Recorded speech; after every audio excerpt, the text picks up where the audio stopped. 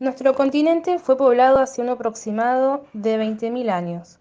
Los primeros hombres y mujeres que habitaron nuestro continente americano formaron parte de contingentes migratorios procedentes de Asia y Oceanía. Estos grupos ingresaron al continente a través del estrecho de Bering. Estos grupos crearon grandes civilizaciones como son de destacar las civilizaciones mayas, aztecas e incas, que formó parte de nuestro territorio. Estas civilizaciones complejas y conflictivas convivieron sin tener contacto alguno con el contingente europeo. La colonización americana no solamente se dio de forma de usurpación de las tierras. En este contexto se buscó desplazar la cultura de los pueblos e imponer la cultura europea, sus creencias, sus costumbres y lo que estaba bien para ellos. La mirada de los europeos hacia los pueblos originarios de esta tierra fue siempre despectiva, viéndose a ellos mismos como los civilizadores de la barbarie. El proceso de evangelización no solo conllevó la conversión a una religión monoteísta, además exigió la incorporación de ciertos principios de orden, moralidad y respeto. A la par de la evangelización, los españoles privilegiaron la creación de una institución educativa por sobre el resto, la universidad. Desde el siglo XVI, el impulso y la dedicación depositados en la creación de las universidades fue un aspecto distintivo. Esta medida fue la responsable de asignar a los hombres en puestos claves en la Iglesia, los cabildos municipales y la justicia. En esta época convivían dos tipos de formación educativa. La primera era para los pueblos originarios, de la mano de los jesuitas en forma evangelizadora, y la segunda, la formación universitaria, destinada hacia los españoles y criollos para ocupar cargos importantes, sean iglesias, universidades o cabildos. Las órdenes religiosas que arribaron al Río de la Plata fueron los encargados de impartir enseñanza. Los jesuitas fueron quienes dieron el mayor impulso a la fundación de colegios. Estos llevaron a cabo el modelo pedagógico de la Ratio in Studium. Este plan fue elaborado en Roma en 1599 para garantizar cierta homogeneidad en todas sus instituciones. Este sistema de enseñanza compaginaba varios niveles de aprendizaje. Al primer nivel se accedía luego de instruirse en las primeras letras. Comprendía de un curso de gramática que incluía la enseñanza de la retórica y generalmente se desarrollaba en 2 años. En el segundo nivel se impartía un curso de humanidades cuyo objetivo era instruir a los alumnos en las letras. El curso tenía como propósito dotar a estos en un latín refinado. Al aprendizaje de la retórica se ingresaba en el tercer nivel. Luego se introducía a los estudiantes en los primeros conocimientos teológicos y de la vida espiritual. La primera escuela de letras fue en Santa Fe en el año 1573. En la mayoría de estas escuelas, los primeros maestros fueron sacerdotes. Este tipo de educación era privilegiada, ya que solamente asistían niños de sectores acomodados. Había una gran desigualdad jurídica donde negros, mulatos y esclavos tenían prohibido el acceso. El objetivo de la enseñanza en las escuelas de primeras letras fue el aprendizaje de la lectura, la escritura y el cálculo. Estos saberes estaban precedidos por la enseñanza de la doctrina cristiana que se efectuaba a través de la lectura del catecismo. También había otro tipo de educación, la educación de los talleres y los hospicios.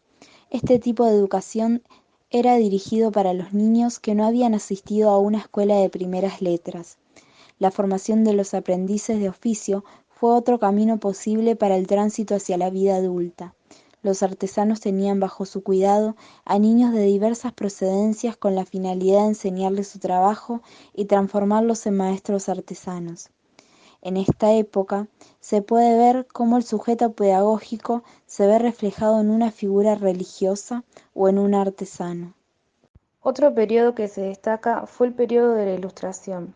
La llegada de este pensamiento a América no fue un cambio inmediato en las concepciones sociales de la época, aunque despertaron entusiasmo y controversia. Dos figuras que caben destacar en este periodo son las figuras de Manuel Belgrano y Mariano Moreno. A partir de 1798 se fundaron diversas instituciones educativas, entre las que podemos destacar las instituciones como la Academia Náutica, la escuela de geometría, perspectiva, arquitectura y toda especie de dibujo, el protomedicato y la escuela militar de matemáticas. La figura de Belgrano en esta época es de destacar por su interés y propuestas relacionadas con el desarrollo de la agricultura, la industria y el comercio, el mejoramiento de las escuelas de primeras letras y la ampliación del derecho a sectores marginados a ellas. Con el fervor de Mayo aparece con mucha fuerza la figura de Mariano Moreno, gran referente del pensamiento ilustrado. Como secretario de la primera Junta de Gobierno, exaltó la educación como vía privilegiada para la transformación de la sociedad. Lo hizo a través de un doble exhorto, procurando extender los beneficios de la educación hacia los diferentes sectores de la sociedad y sustituyendo un modelo educativo basado en la obediencia al rey y por otro que profesaba el amor a la patria. Moreno otorgaba un papel fundamental a la libertad de escribir y la de pensar, así como el derecho a la información por parte del pueblo y de las provincias. Eran indispensables para consolidar el proceso de independencia. Belgrano y Moreno se encontrarían dentro de las expresiones del liberalismo en educación, muy influida por Rousseau. Sostenía la educación del pueblo como base de un sistema educativo progresista para naciones libres. La educación en el periodo post-independentista se caracterizó por nuevas experiencias educativas y ampliación de instituciones. Luego de la independencia llevó un largo tiempo hasta la conformación de un Estado-nación como lo conocemos en la actualidad. Esta época está marcada por guerras civiles, guerras contra los realistas y peleas por la centralización o federalismo de un país. Este periodo abarca desde 1820 hasta 1880. Cabe destacar en este periodo la creación de la Universidad de Buenos Aires en el año 1821. En este periodo de guerras internas, las provincias crearon un protosistema educativo regulado por ellas mismas. En este periodo se extendió en casi todas las provincias el sistema Lancaster. Este, oriundo de Inglaterra, consistía en una educación masiva de estudiantes. Este método necesitaba un solo maestro para cientos de niños, ya que era un sistema de enseñanza múltiple, donde aprendían en conjunto a través de sus monitores, que eran niños que sabían un poco más que todos. Este sistema se basó en la alfabetización y en lo que respecta de la educación primaria. Era un método simultáneo de enseñanza. Fue muy atractivo por lo barato que costaba. Sus bases legales son las leyes 888 de Educación Común, Ley 1420, la Ley Avellaneda y la Ley Laínez. La Ley 1420 de Educación Común en Capital y Territorio Nacional, el Estado es quien decide, regula, solventa y legisla. Es gratuita, obligatoria, gradual y laica. La Ley Laínez surge para extender la educación pública, laica y gratuita a todo el territorio nacional. El presidente Roca funda el Congreso Nacional de Educación en 1882, en un marco legal de expansión de la industria. Buscaban perfeccionar al hombre para la industria. Los liberales y conservadores, en este Congreso, debatían sobre el sistema educativo y cómo el Estado debía intervenir con respecto a los contenidos a enseñar, el financiamiento, los criterios del docente y modalidades. Los conservadores mantenían el rol de la religión en la formación del Estado. Los liberales sostenían que el Estado era el único capaz de garantizar la educación. El normalismo fue un gran movimiento educativo gestado por un gobierno oligarca inicialmente en Argentina. Ellos tenían un plan que consistía en producir y trabajar para convertir a Argentina en una potencia mundial y económicamente socia del mercado internacional. Decidieron promocionar a Argentina ofreciendo, en vez de trabajo, educación. Luego se expandiría la idea de un sistema educativo ideal por toda Latinoamérica. El gobierno de Argentina, entonces, conformó un Estado docente en el que se desarrollaría toda una compleja estructura educativa que incluyera infraestructura, equipos y personal de alta calidad para vencer la sombra de la ignorancia de todos aquellos europeos golpeados por la Primera Guerra Mundial que decidieron cruzar el Océano Atlántico en búsqueda de una mejor vida y de todos aquellos gauchos, criollos e indígenas que se acercaron a la ciudad en busca de la solución o mejora de vida. Reformas en el campo educativo. Comienzos del siglo XX, Argentina fue objeto de grandes debates. Los conservadores adjudicaban problemas en la educación a la extensión de la obligatoriedad escolar.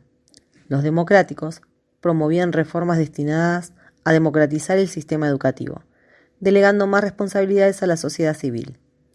Ambas coincidían en introducir reformas a la vinculación para el mundo del trabajo. La Reforma Saavedra-Lamas es un proyecto conservador que intentaba reformar el sistema educativo integrando entre la primaria y la secundaria un nivel que sería intermedio, con un total de 5 años. Este debía atravesar en 3 etapas, primero la primaria, luego la escuela intermedia y finalmente la secundaria. De aquí accederían a una profesionalización en la universidad. Esta reforma busca filtrar el acceso de los sectores populares a la universidad. La reforma universitaria de Córdoba se distribuía con un poder entre un grupo de privilegiados. Eran los conservadores. Existían 3 universidades, la de Buenos Aires en 1821, La Plata en 1905 y la de Córdoba. En Córdoba se inició un movimiento a favor de la democratización, según la clase alta y la de los trabajadores. Este movimiento se une para que el poder que estaba a cargo no siguiera con el mismo disciplinamiento y plantean un cambio en 3 pilares: gobierno universitario, libertad de cátedra y renovación del profesorado. El peronismo es un fenómeno histórico y social muy singular. Sus políticas de Estado benefactor tuvo relación en la educación. Viendo la educación como un derecho social, el peronismo buscó promover la educación, creando políticas de bienestar y pensando en la fomentación de la educación. Este alcanzó a incrementar significativamente la matrícula educativa.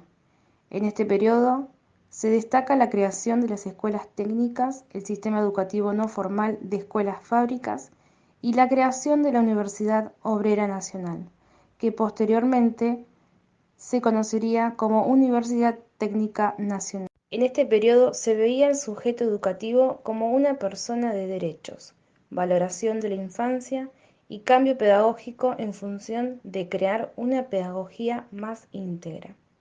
En este periodo se regula la educación privada y se comienza a otorgar subsidios a las mismas. En este periodo la educación estaba altamente vinculada con la formación del trabajo. El derrocamiento de Perón en el 55 se instala un periodo educativo entre golpes de Estado. De la mano de los militares llega el capitalismo a la educación. En los años 50 fue el desarrollismo el que se instaló en nuestro país, pensado como la vía para el progreso. El desarrollismo promovió tanto la formación de especialistas como la formación de capital humano, la figura del especialista desde una mirada despolitizadora. En este marco se instauró el Estatuto del Docente para el ámbito nacional. En este periodo, el sujeto pedagógico pasó a ser un experto legitimado. En 1973 se constituyó formalmente CETERA, donde el docente pasó a ser reconocido como un trabajador de la educación. Con la llegada de la dictadura en el 76, los docentes tuvieron que limitar el currículum y la figura de los mismos era vigilada constantemente por el terrorismo de Estado. En este marco se persiguió al momento gremial docente. Se le obligaba al docente a detectar subversión en las aulas y entre pares.